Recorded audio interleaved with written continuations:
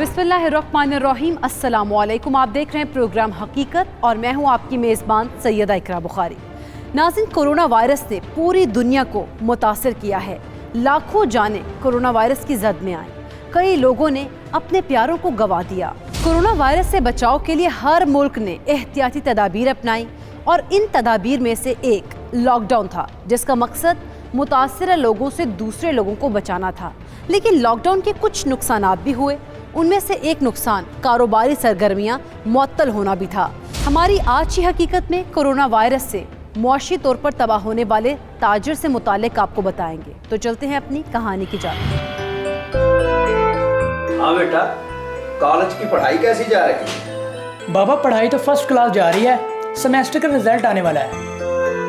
इस बार भी आपको पोजीशन लेकर दिखाऊंगा। हर साल मेरा बेटा पोजीशन लेता है, इस साल पोजीशन क्यों नहीं लेगा? इंशाल्लाह पोजीशन लेगा, इंशाल्लाह। अच्छा बाबा, मैं बाजार जा रहा हूँ। असाइनमेंट बनाने के लिए कुछ चीज़ें लानी है। हाँ ठीक है बेटा, जाओ। अच्छा बात सुनो, जल्दी आ जाना, रात का वक्त है। अच्छा बाबा, मैं यूँ गया और यूँ आया। जाओ बेटा। ठीक। नहीं साहब, वक्त का पता ही नहीं चला। हमारा बेटा भी कॉलेज जा रहा है और हमारी बेटी का रिश्ता भी तय हो गया। हाँ बेगम, ये कल की बात लगती है। तुम्हें याद है कि जब हमारे घर में साइमा बेटी पैदा हुई थी तो अल्लाह ताला ने जिस तरह मेरा बाजू पकड़ा था, मेरी सारी मुश्किलें आसान हो गई थी। सच कहा है किसी ने, औलाद अल्लाह ताला की बहुत बड़ी नेमत है। जी, आपको याद है जब हमारा सैम बेटा पैदा हुआ था तो आपका 5 लाख का प्राइस बॉन्ड निकला था। सच है कि औलाद जो है अपना रिज्क साथ लेकर आती है।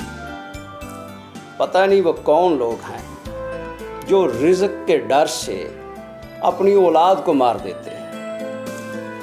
पता नहीं उनके सीने में दिल होता है या पत्थर।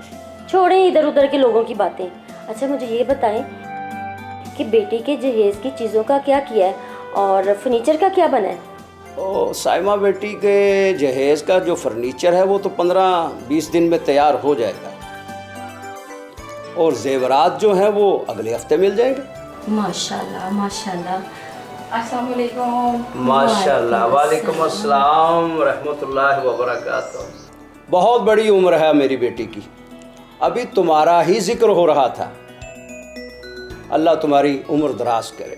बेटी, तुम्हारे बाबा ने जहेज के फर्नीचर का भी कह दिया और कुछ चाहिए तो अपने बाबा को बता दो। बेटा, तुमने आज तक अपने मामा बाबा की हर बात मानी है। किसी बात से आज तक तुमने इनकार नहीं किया। और बेटा, ये जो मेरे पास जो कुछ भी है ना, ये मेरी बेटी के नसीबों का है। इसलिए तुम्हें जो कुछ भी चाहिए बिला झिझक बता दो। नहीं बाबा, मुझे कुछ नहीं चाहिए। वैसे भी आपने मेरी उम्मीद से बढ़कर मेरे लिए किया है।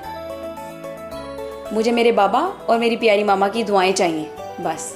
हाँ बेटा, जब तुम इस घर से चली जाओगी तो मैं तुम्हें बहुत मिस करूँगा। बाबा, आप भी ना बिला वजह ही तारीफ करते हैं मेरी। नहीं बेटा, मैं बिला वजह तारीफ नहीं करता।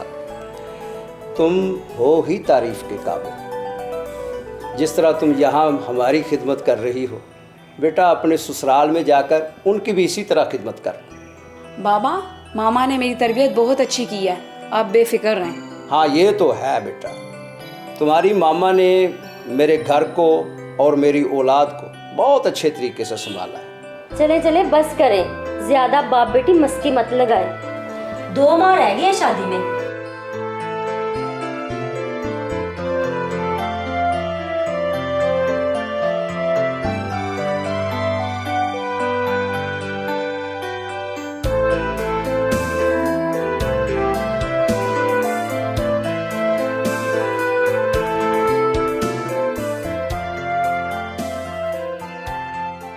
क्या बात है, आज बहुत उदास लग रहे हैं। सब खैरियत तो है?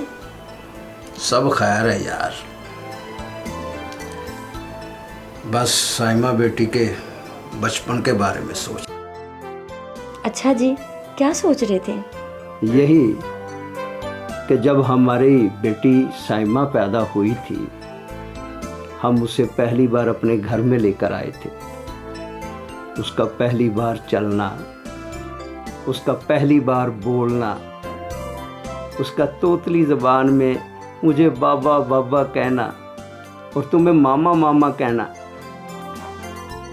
सोचता हूँ कि अब साइमा बेटी अपने ससुराल चली जाएगी तो हमारे दिल की क्या हालत होगी। हाँ जी, ये तो है, बस अल्लाह उसके नसीब अच्छे करे। जब हमारी बेटी साइमा की शादी हो जाएगी और हमारे बेटे साइम की तालीम मुकम्मल हो जाएगी, हम भी बहू ले आएंगे। नहीं जी, इतनी भी जल्दी क्या है, अभी उसे अपने पैरों पे तो खड़ा हो जाने दे।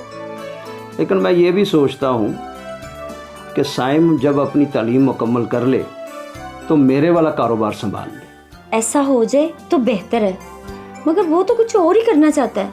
यार दुआ किया करो कि अल्लाह हमारे घर को किसी की नज़र ना लगाए। इंशाल्लाह सब कुछ ठीक हो जाएगा, आप परेशान ना हो।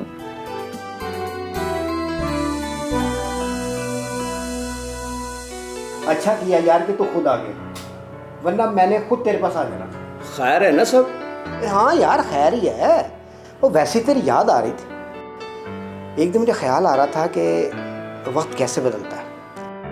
अभी कल की बात लगती है कि तेरी दुकान पे हमारी मुलाकात हुई और वो मुलाकात धीरे धीरे दोस्ती में बदल गई और इतना अर्सा गुजरने के बाद यही दोस्ती हमारी रिश्तेदारी में बदल गई यार। हाँ यार काशिफ, यार ये सब तकदीर के फैसले होते हैं। बिल्कुल सही है। बंदा सोचता कुछ है और अल्लाह कुछ और ही चाल चल रहा होता है। यार वो मैं तुझसे इसलिए भी मिलना चाह रहा था कि तुझे तो पता है कि तू है बेटी का बाप और मैं हूँ बेटे का बाप। मेरे जहन में ये बात आ रही थी कि तू बेटी के जहेज़ के लिए सोचता होगा और परेशान होगा। यार फिक्र तो होती है ना बाप को एक बेटी के मामलात में। हाँ, बस इसी सिलसिले में मिलना चाह रहा था कि तू जहेज़ की फ़िक्र करना छोड़ दे। अपना कारोबार है, ठीक चल रहा है और मेरा बेटा भी तो मेरे कारोबार में साथ है। काशिफ यार तू क्या कहना चाह रहा है, मुझे कुछ समझ नहीं आ रहा। अरे यार नहीं, मैं कहना ये चाह रहा हूँ कि हम जहेज़ नहीं लेंगे और ना मेरी कोई डिमांड है। देखना तूने अपनी बेटी को अच्छी तालीम और तरबियत दी है, पढ़ाया लिखाया है, हमारे लिए यही काफ़ी है। और मेरा बेटा भी यही कहता है कि हमने जहेज़ नहीं लेना। यार काशिफ तेरा बहुत बहुत शुक्रिया कि तूने मेरी बेटी के बारे में सोचा, लेकिन एक बाप अपनी बेटी को खाली हाथ तो रुखसत नहीं ना कर सकता। अच्छा पक्की बात है ना, तू परेशान तो नहीं है? पक्की बात है यार, जो बेटी अपने बाप का हर हुक्म मानती हो, बाप का भी दिल करता है कि वो अपना सब कुछ अपनी बेटी पर निछावर कर दे। हाँ यार, बेटियां चीज़ ही ऐसी हैं। लेकिन तू फिक्रमंद बिल्कुल ना हो, मैं उसे बाप की कमी महसूस नहीं होने दूंगा।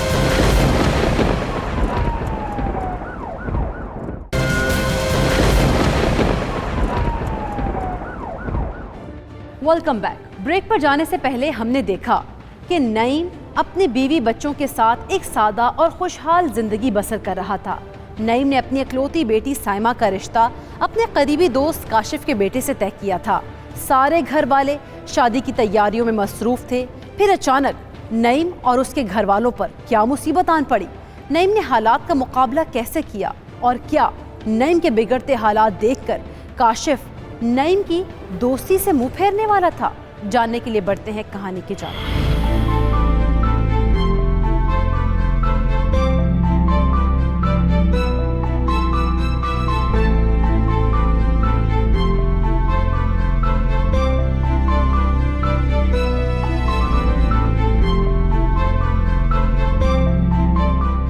क्या बात है, आपने नाश्ता क्यों छोड़ दिया?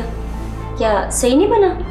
नहीं बेगम, ऐसी बात नहीं है, बस दिल नहीं कर रहा। आप मुझे परेशान लग रहे हैं। यार मैं कोरोना वायरस की वजह से परेशान हूँ। कारोबार भी बंद है, रिकवरी भी नहीं हो रही और शादी हाल्स पर भी 2 माह के लिए पाबंदी लग गई है। मैं सोच रहा हूँ कि 1 माह के बाद मेरी बेटी साइमा की शादी है, वो भी नहीं हो पाएगी। मैंने कहा था ना कि जिन लोगों से आपने पैसे लेने हैं ले लें, मगर आपने मेरी बात मानी ही नहीं। यार मुझे क्या पता था कि कोरोना आ जाएगा। जिन लोगों से मैंने पैसे लेने हैं उन बेचारों का भी कारोबार मेरी तरह बंद पड़ा है। आप परेशान ना हो, ये कोरोना जल्दी ख़त्म हो जाएगा। यार अगर 1 माह के बाद लॉकडाउन खुलता भी है तो हम अपनी बेटी की शादी कैसे करेंगे? आप परेशान ना हो, आप अपने दोस्त काशिफ से बात करके देखें कि वो शादी के बारे में क्या कहते हैं। हाँ ये बात तो ठीक है यार, मैं इस कोरोना की वजह से बहुत परेशान हूँ। अगर ये ज़्यादा अरसा रहा तो फिर हम लोग क्या करेंगे? अल्लाह खैर करे, हम कोरोना के अजाब से जल्द निकल जाएंगे। मेरे दोनों बच्चे किधर हैं? तो नाश्ता किया उन्होंने? अभी दोनों सो रहे हैं। बोर हो गए हैं मेरे बच्चे घर में रहते हुए। 1 हफ्ता हो गया है लॉकडाउन लगे हुए। जी अल्लाह इस कोरोना से सबको बचा के रखे। लोग कह रहे हैं यार कि ये कोरोना वायरस 1 साल रहेगा। अगर ऐसा हो गया तो हम तो अपने घर का राशन भी पूरा नहीं कर पाएंगे। हम हतमी तौर पे तो कुछ नहीं कर सकते, पूरी दुनिया इस बीमारी में मुब्तला है। अल्लाह ही है इस बीमारी को ख़त्म करे। अच्छा यार, तुमने एक काम करना, मेरे बच्चों को मेरी परेशानी के बारे में नहीं बताना, वरना वो भी बिला वजह अफसरदा हो जाएंगे। आप परेशान ना हो, ये सारे मामलात मुझ पे छोड़ दें और आप अपने दोस्त काशिफ से जाके बात करें शादी की। आज शाम को जाऊंगा फिर मैं उसके घर।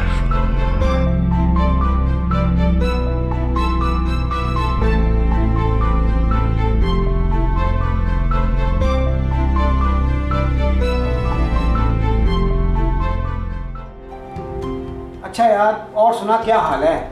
यार हाल का क्या बताऊं, कोरोना ने तो सबका बेड़ा गर्क करके रख दिया है। हाँ यार, लॉकडाउन की वजह से तो मैं भी बड़ा परेशान हूँ। एक तो सारा कारोबार बंद है और उस पर तुर्रा ये है कि तेरी भाभी और बच्चे गए थे अपनी नानी के, उधर से लग गया लॉकडाउन। अब वो वहाँ फंसे हुए और मैं अकेला इधर फंसा हुआ यार। ओहो, ये तो बहुत परेशानी वाली बात है यार। वैसी परेशानी की बात है यार। तू सुना, घर में सब तरह खैरियत है ना? बस अल्लाह का शुक्र है, सब खैरियत है। बस लॉकडाउन खुलने का लोग इंतज़ार कर रहे हैं। उस साइम का सेमेस्टर भी ख़त्म होने वाला था, यूनिवर्सिटी भी बंद है। मुझे डर है कि कहीं मेरे बेटे का साल ज़ाया ना हो जाए। और कुछ नहीं होता यार, सब ठीक हो जाएगा, परेशानी की क्या बात? यार काशिफ, मुझे सबसे ज़्यादा फ़िक्र अपनी बेटी की सता रही है। क्यों, क्या हुआ बेटी को? काशिफ, मैं ये कहना चाह रहा था कि हम बेटी की शादी की तारीख बढ़ा ना दे। तो यार इतना डर के क्यों बात कर रहा है? बल्कि तूने तो मेरे मुंह की बात छीन ली। मैं ये बात तुझसे पहले करना चाह रहा था, लेकिन मेरे अंदर ये डर था कि मैं तुझसे कहूँ कि तारीख आगे बढ़ा लें, तू बेटी का बाप है, तेरे दिल में कोई शक शुबा पैदा हो, इसलिए मैंने ये बात नहीं की। ये तो बहुत अच्छा हुआ कि तूने खुद ये बात मुझसे कर ली। यार हो तो तेरे जैसा, शुक्र है कि तुमने मेरी बहुत बड़ी परेशानी ख़त्म कर दी। अच्छा यार, मैं तो ये सोच रहा हूँ कि अब आगे करना क्या है। लोगों ने महंगाई आसमान पे चढ़ा दी है, कारोबार बंद पड़े, बैठे बैठे दुकान का किराया सर पे चढ़। मेरी भी समझ में नहीं आ रहा यार काशिफ कि मैं क्या करूं, हर बंदा परेशान है। यार मैं तो कहता हूँ कि अगर यही हालात रहे ना तो जीना मुश्किल हो जाएगा। मेरा भी यही हाल है यार। बस वो लोग खुश हैं जो किसी सरकारी नौकरी में लगे हुए हैं। यार मेरी बात सुन, तू अपने बेटे को ना कारोबार ना कराई, उसे कह कि वो पढ़े और CSS करे और कहीं अच्छी जगह पे जॉब करे। कहता तो ठीक है।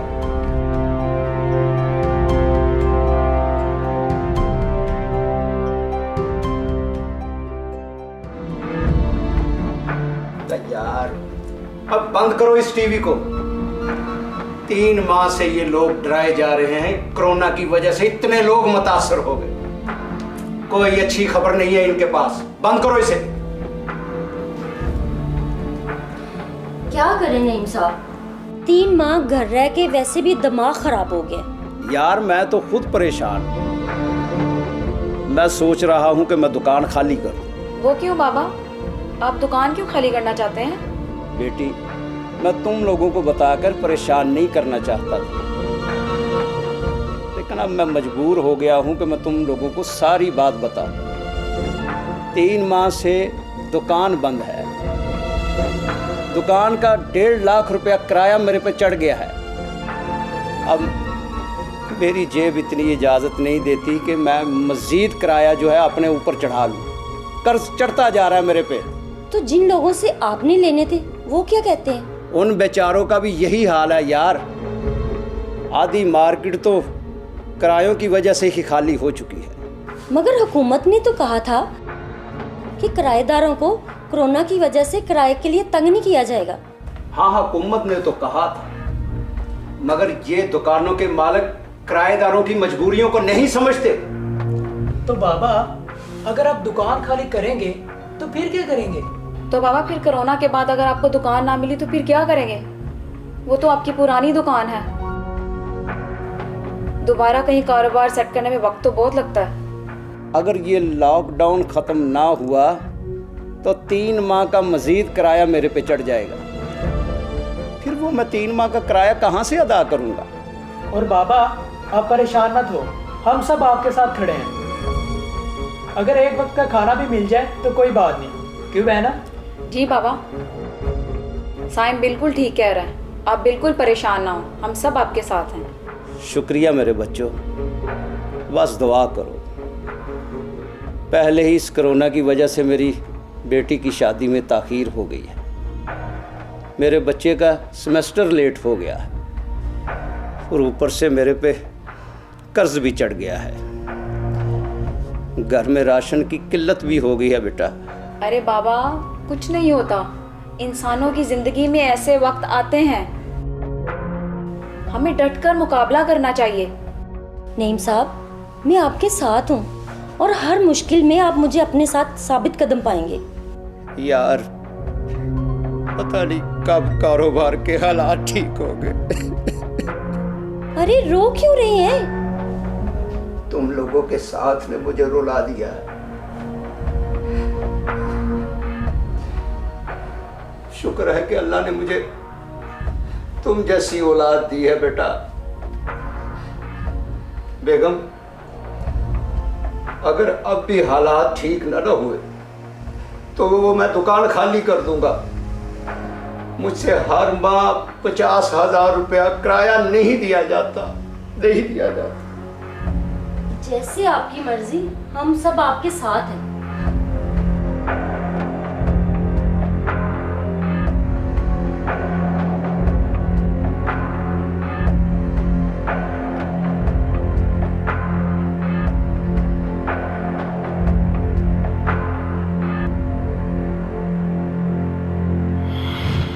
कोरोना वायरस में लॉकडाउन ने नईम और काशिफ के कारोबार को शदीद मुतासिर किया था। 3 माह के अरसे में नईम के सर पर दुकान का किराया चढ़ गया और वो पैसे जो नईम ने दूसरे ताजरों से वापस लेने थे, उनकी अदायगी भी रुक गई।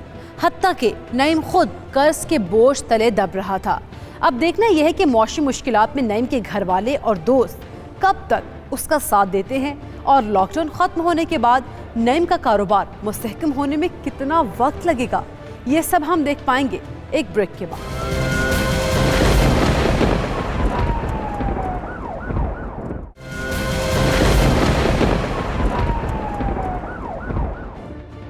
Welcome back. नाज़रीन, जैसे कि हमने ब्रेक से पहले देखा कि नईम, जो कि एक मुतवस्सित तबके का ताजिर था, कोरोना वायरस में लॉकडाउन की वजह से उसका कारोबार बंद हो गया।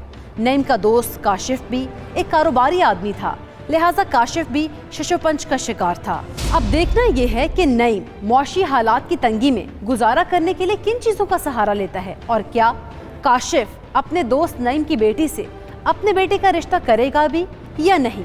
और कोरोना वायरस के लॉकडाउन के बाद जब कारोबार दोबारा खुलेंगे तो क्या नईम और काशिफ अपना कर्ज उतार पाएंगे? आइए देखते हैं। यार नईम, शुक्र है अल्लाह का कि हम ताजरों को दुकानें खोलने की इजाज़त मिली है, वरना तो बहुत बुरे हालात से गुजरे हैं हम लोग। यार ऐसे वैसे बुरे हालात से गुजरे। वैसे इस लॉकडाउन ने ना ताजरों को तो कमर तोड़ के रख दी और अब हालात भी वैसे नहीं रहे, ना कारोबार ऐसे रहे हैं कि जिससे खराजात पूरे हो सके। हाँ यार काशिफ, कम से कम संभलने में 6 माह लगेंगे, और वो भी इस सूरत में कि अगर लॉकडाउन दोबारा ना लगा तो। हाँ यार, वैसे नहीं, कितना कुछ सोचा था लेकिन कुछ भी नहीं हो सका, और मुझे नहीं लगता कि इस साल हम कोई कारोबार शुरू कर सकेंगे। और मुझे तो ये फिक्र है यार कि बच्चों की शादी भी लेट हो रही है। यार मैं सोच रहा हूँ कि कोई आर्जी तौर पर काम कर ले, कम से कम ये कर्ज का बोझ तो उतरे ना। और यार हम कर भी क्या सकते हैं, आज आगे एक दुकान ही तो है और उसका भी चौथा किराया सर पे है, और जो पिछले थे वो भी अभी आधे रहते हैं। हाँ यार, वो दुकान के मालकान भी क्या करें, 4 माह तो उन्होंने हमारा साथ दिया है ना।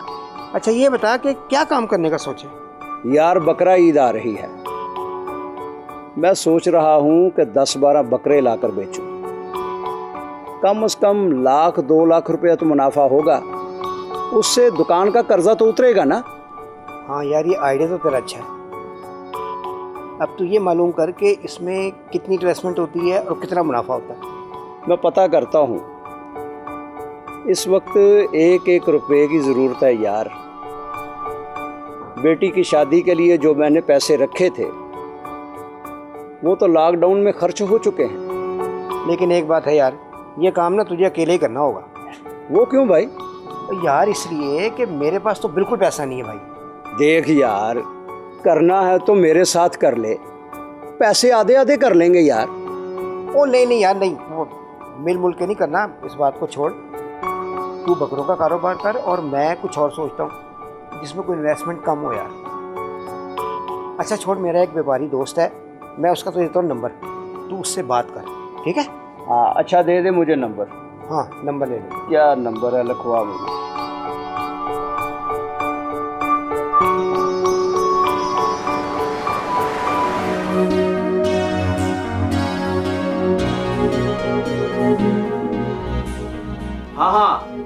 हाँ चले ठीक है,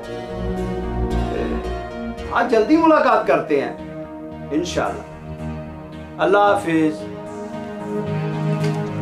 किससे मुलाकात करने की बात कर रहे हैं? यार व्यापारी है बकरों का, मैं सोच रहा हूँ कि कुछ पैसे लगा के बकरे खरीदूं और उन बकरों को बकरा ईद पर बेच दूं। व्यापारी भी कह रहा है कि 15 बकरों में मुझे 1.5 लाख रुपया बचेगा। इससे ये होगा कि मेरी दुकान का किराया भी उतर जाएगा और हमारा संकट भी सीधा हो जाएगा। बात तो ठीक है आपकी, लेकिन बकरे खरीदने के लिए पैसे कहाँ से आएंगे आपके पास? यार कुछ बंदों से पैसे लेने हैं, वो ले लेंगे। और फिर ये मैं सोच रहा हूँ कि वो साइमा बेटी का जो जेवर बना के रखा हुआ है वो बेच देंगे, ईद के बाद दोबारा जेवर बनवा लेंगे। मैं तो कहती हूँ जेवरात जो बने हैं उनको बने रहने दे, कोई और तरकीब सोचते हैं। बात तो ठीक है यार, लेकिन और क्या करें? आप ऐसा करें, गाड़ी बेच दें, इनसे जो पैसे आएंगे वो आप बकरे ले लें। हाँ ये ठीक है, गाड़ी ही बेचनी पड़ेगी। दुआ करो यार ये कर्ज उतर जाए। इंशाल्लाह उतर जाएगा। चलिए मैं आपके लिए नाश्ता बना के लाती हूँ। हाँ जल्दी से नाश्ता बना के लाओ।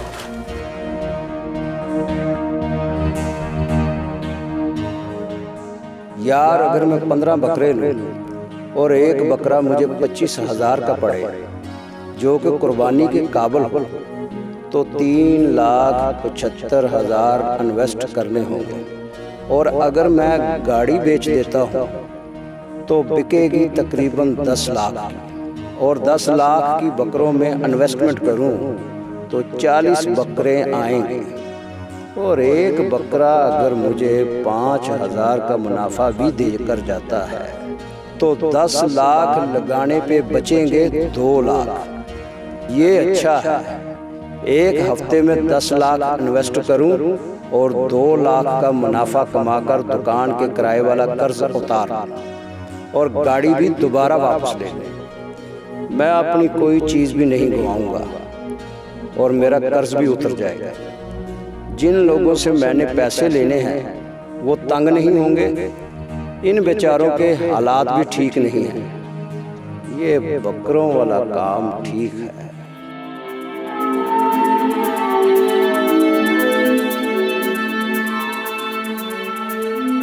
अबे कैसर, क्या सोच रहा है मेरे यार? क्या सोचना है यार, बड़े दिन हो गए हैं, कोई लंबा हाथ ही नहीं मारा। अब तो जिस्म भी ठंडा ही पड़ गया है। हाँ यार, तू ठीक कह रहा है। अब तो जेब भी खाली होने वाली है। अगर अब भी हमने कोई शिकार ना किया तो आने वाले हालात बहुत बुरे हो जाएंगे। तू सही कहता है दोस्त, ये कोरोना की वजह से हमने पहले ही बड़े कम शिकार किए हैं। और तुझे पता है, जगह जगह पे तो नाके लगे हुए हैं। हाँ कैसर, तुझे पता है कि एक बार तो हम मौत के मुंह से बचकर निकले थे। यार ये पुलिस वाले भी हम जैसे डाकुओं को सीधा फायर ही मारते हैं। और यार कभी कभी तो मुझे डर लगता है कि अगर हमें कुछ हो गया तो यार मेरी बीवी तो अकेली रह जाएगी। और घबरा ना मेरे दोस्त, अगर तू मर भी गया ना तो तेरी बीवी से शादी मैं करूँगा। ओए, क्या बकवास कर रहा तू? तू सही कर गया, कोई ऐसे मजाक कर रहा था यार। अच्छा तू कहता है तो नहीं करता मजाक। यार तुझे कितनी बार समझाया कि मेरे साथ ऐसा मजाक ना किया कर। कहीं ऐसा ना हो कि मेरे घोड़े की लगाम छूट जाए और तू ऊपर पहुंच जाए। ओए अच्छा नहीं करता, तेरी बीवी मेरी भाभी है। अच्छा चल अपना मूड ठीक कर और काम की बात कर। बता फिर, इस बार शिकार कहाँ और कैसे खेलना है? ये तो जंगल की झाड़ियाँ देख के बता सकता हूँ कि शिकार कब और कहाँ करना है। कोरोना वायरस लॉकडाउन के गैर हतमी खात्मे के बाद नईम का कारोबार दोबारा शुरू तो हो गया, मगर कारोबार मौशी तौर पर तबाह हो चुका था। नईम ने 3 माह से दुकान का किराया अदा नहीं किया था और लॉकडाउन के बाद मौशी तौर पर मुस्तहकम होने के लिए उसे वक्त दरकार था। सो नईम ने अपने दोस्त काशिफ से साइड बिजनेस करने के हवाले से मशवरा किया और ईद उल अजहा में बकरे खरीद कर बेचने का मंसूबा बनाया, जिसके जरिए नईम अपने ऊपर से कर्ज के बोझ को उतार सकता था। दूसरी जानिब एहसन और कैसर जैसे सफाक डाकू थे जो कि लोगों का माल लूटकर जिंदगी गुजार रहे थे। अब देखना यह है कि नईम अपने आर्जी कारोबार में किस हद तक कामयाब होगा, साथ ही साथ एहसन और कैसर का अंजाम क्या होगा, ये सब आप भी जान पाएंगे एक मुख्तसर से ब्रेक के बाद।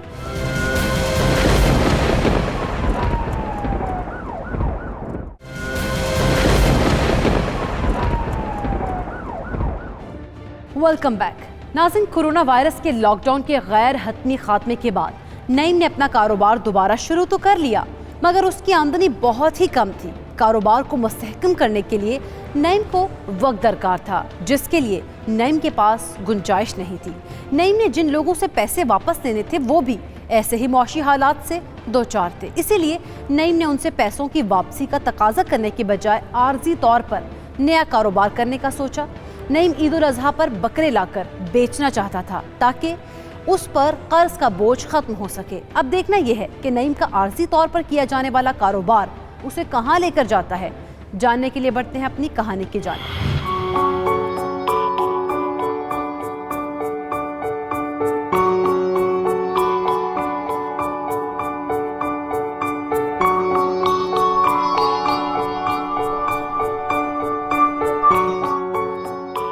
अस्सलाम वालेकुम भाईजान। वालेकुम अस्सलाम जी। भाईजान दुम्बे बेचने हैं? हाँ जी, बेचने के लिए खड़ा हूँ जी। कितने का ये? ये जी, ये दुम्बा जो है ना, ये है, देखे पहले इसको देखे ना। चेक करो जरा। 35,000 रुपया दे दे जी इसका। दोंदा है, दोंदा, और गोश्त भी इसका बहुत अच्छा निकलेगा। भाई दुम्बा तेरा तो तगड़ा है भाई, मगर कीमत बहुत ज्यादा है। हाँ भाई, पैसे कुछ कम करो, ये 35,000 रुपया तो बहुत ज्यादा है। नहीं साहब, इससे कम में वारे में नहीं है। ओ आओ भाई चले। इस भाई की तो दुम्बा बेचने की नीयत ही नहीं है। इसकी सुई तो 35,000 रुपए पे अड़ी हुई है। हाँ ठीक है, चलो चलें। ओए आओ भाई चले। नहीं साहब, आ जाएं। ओए अपना रेट तो बताएं, फिर बात भी हो जाएगी। ओ भाई, अगर हमारे रेट पे दे दोगे तो ठीक है, वरना हमारा टाइम जाया ना करो। आप क्या दाम लगाते हैं जी? देखो भाई, मेरे ख्याल के मुताबिक ये दुम्बा 25 से ज़्यादा नहीं है। नहीं साहब, 25 बहुत कम है। आपने अगर लेना है ना हाँ। तो 30,000 रुपया दे दें, इससे ज़्यादा की मेरे पास गुंजाइश नहीं है। आगे आगे आपकी मर्जी। ओ भाई, तुम्हें पता भी है आजकल कोरोना चल रहा है, आम आदमी के पास इतने पैसे ही नहीं है। कुछ ना कुछ तो काम करो। साहब जी, ये कोरोना ने ना बड़ों बड़ों की कमर तोड़ दी है। आप ऐसा करें 28 देते हैं तो ठीक है, ले जाएं। ठीक है भाई, हम तुम्हें 28,000 रुपये देते हैं, मगर एक बात तो बताओ, शक्कर से तो तुम ये दुम्बों के व्यापारी तो नहीं लगते? कहीं ये दुम्बे चोरी के तो नहीं हैं? नहीं साहब, मैं व्यापारी नहीं हूँ। मैंने तो ये 40 दुम्बे खरीदे थे। मैं तो कपड़े का कारोबार करता हूँ। कोरोना वायरस की वजह से मेरा कारोबार नहीं था, तो ये मैंने दुम्बे खरीद लिए और ये बेच दिए। अब ये सारे बिक गए हैं, एक रह गया, आप ये ले लें। एक बात तो बताओ, ये 40 दुम्बे बेच के तुम्हें कितना को मुनाफा हो गया है? यही कोई 2 लाख से ऊपर। अगर अच्छा कोई गाहक मिल जाए तो अच्छा मुनाफा दे जाता है।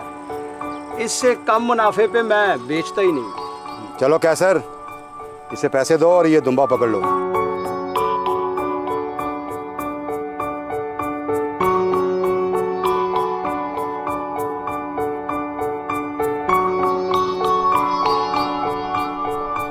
साहब, ये तो 20,000 रुपया है, हमारी तो 28 में बात हुई थी। ओ भाई, ये 20 है, 8,000 रुपये बाकी है ना। ये पास ही हमारा घर है, 8,000 रुपये तुम्हें घर जाते ही दे देंगे। आ जाओ, अब तो तुमने वैसे भी सारे दुम्बे बेच दिए हैं, आओ मेरे साथ। चलें जी। आ जाओ।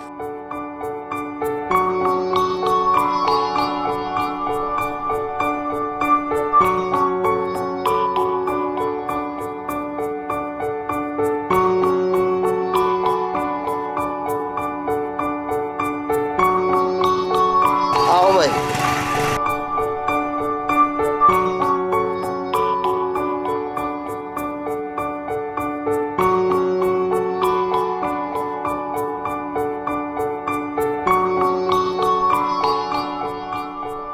रोको रोको रोको।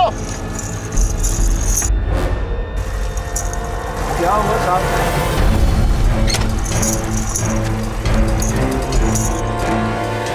चलो भाई, बैग हमारे वाले कर दे। नहीं साहब, भाई ये बैग आपको नहीं दूंगा। तुम्हें पैसे अजीज हैं या अपनी जान? साहब, मेरी बेटी की शादी है। अगर मैंने ये पैसों वाला बैग आपको दे दिया तो मेरी बेटी की शादी नहीं हो पाएगी, फिर मैं जी नहीं पाऊंगा साहब। अरे तू अपनी बेटी की फिक्र ना कर, तेरी बेटी से शादी मैं कर लूंगा। अपनी जबान को लगाम दो, तुम्हारे घर में भी माँ बेटी होगी। इसके सामने मौत खड़ी है और गैरत की बातें करता है। चलो शाबाश, बैग हमारे वाले कर दो।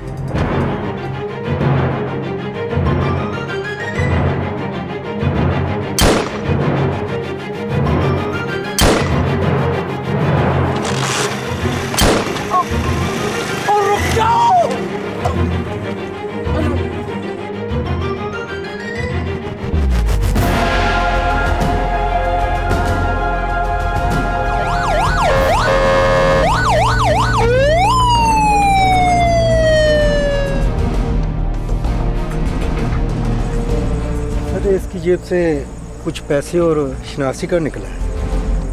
और इसके जिस्म और कपड़ों पर बकरे के बाल हैं। यानी कि ये कोई व्यापारी है। और सारे से भागते हुए मारा गया है। मतलब इसे डाकुओं ने कत्ल किया और यकीनन पैसे लूटकर फरार हुए हैं ये डाकू। आदिल, इसके शनाख्ती कार्ड से एड्रेस नोट करो और इसके घर वालों को इतला दो। जी सर।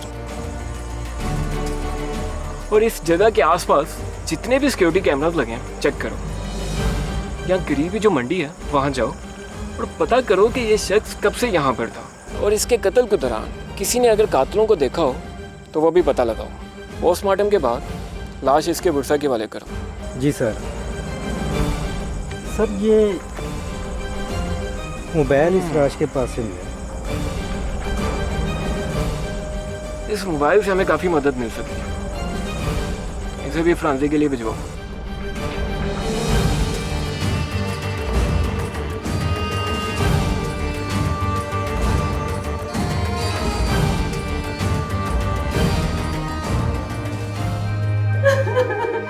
किसने मारा आपको? किसने मारा? मैं क्यों नहीं मर गई? मामा आप हमें छोड़कर नहीं जा सकते। आंखें खोले मामा। मैंने पापा से कहा भी था कि मैं आपके साथ चले जाता हूँ, लेकिन नहीं माने। कहते हैं बहुत जल्दी वापस आ जाऊंगा और नहीं आए। मेरा तो एक ही मुखलिस दोस्त था, वो भी नहीं रहा। अब मैं अपने दुख से किसके साथ बांटा करूंगा? जाने से पहले मेरी बेटी को रुखसत कर जाते। अब मेरी बेटी का कौन रुखसत करेगा? ना रो मेरा बेटा, मैं हूं ना तुम्हारा बाप। मैं अपने दोस्त से किया वादा जरूर निभाऊंगा। मैं तुम्हें अपने घर की इज्जत जरूर बनाऊंगा मेरी बेटी।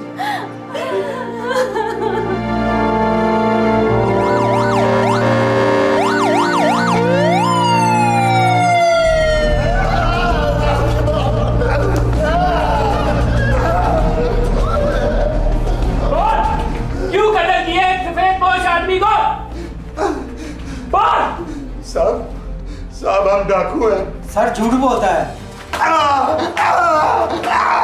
डाकू तो ऐसे खुद को बताता है जैसे डाकू होना बहुत फख्र की बात है। तुम दोनों को तो मैं बहुत अरसे से ढूंढ रहा था। सैकड़ों वारदातों में मुलव्वस हो तुम दोनों। साहब जी हम वो नहीं है, आपको गलतफहमी हुई है सरकार। गलतफहमी तुम्हारी तो मैं दूर करूंगा कि तुम लोग कभी कानून के हाथ नहीं आ सकते। साहब जी गलती हो गई है, माफ कर दे। माफी तुम्हें मिल जाएगी, मगर मुझसे नहीं, अपनी जिंदगी से। तुम दोनों का तो मैं वो हासिल करूंगा कि तुम्हारी रूह तुम्हारे जिस्म से पनाह मांगेगी कि मुझे इस गंदे जिस्म से छुटकारा दे दो।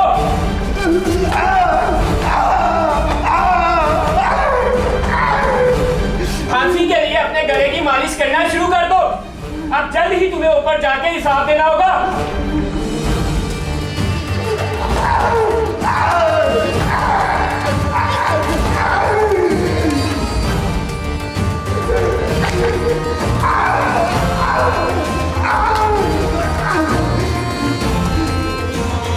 नाज़रीन, इंसान अपने मुआशी हालात को बेहतर करने के लिए कितनी कोशिशें करता है। जायज़ और हक हलाल तरीके से पैसे कमाने वाला इंसान अल्लाह का दोस्त होता है, मगर हमारे मुआशरे में कुछ ऐसे सफ़ाक, बदसूरत और शैतान दरिंदे भी मौजूद हैं जो कि दूसरे लोगों की जायज़ कमाई पर डाका डालते हैं और उन्हें ज़रा भी नदामत का एहसास नहीं होता। ऐसा ही कुछ नईम के साथ हुआ, जो कि अपने मुआशी हालात को बेहतर करने के करीब पहुंच गया था, मगर एहसन और कैसर जैसे बददिल डाकुओं ने नईम की हक हलाल की कमाई पर डाका डाल दिया।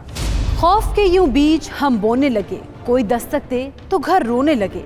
यानी आम आदमी खौफ व हरास के इस माहौल से इस कदर डर गया है कि उसे कोई आदमी काबिल एतबार नजर ही नहीं आता। मगर फिर भी मैं यही कहूँगी कि हमें हौसले से काम लेना होगा। उम्मीद पर दुनिया कायम है। जो बुरा करेगा उसका अंजाम भी बुरा ही होगा, और जो अच्छाई करेगा अल्लाह अच्छाई को कभी रद्द नहीं करता। अपने इर्द गिर्द होने वाले जुराइम के खिलाफ आवाज़ बुलंद करते रहें। मिलेंगे एक और हकीकत के साथ, तब तक के लिए अपनी मेज़बान सैयदा इकरा बुखारी और टीम हकीकत को दीजिए इजाज़त। अल्लाह ने के मान।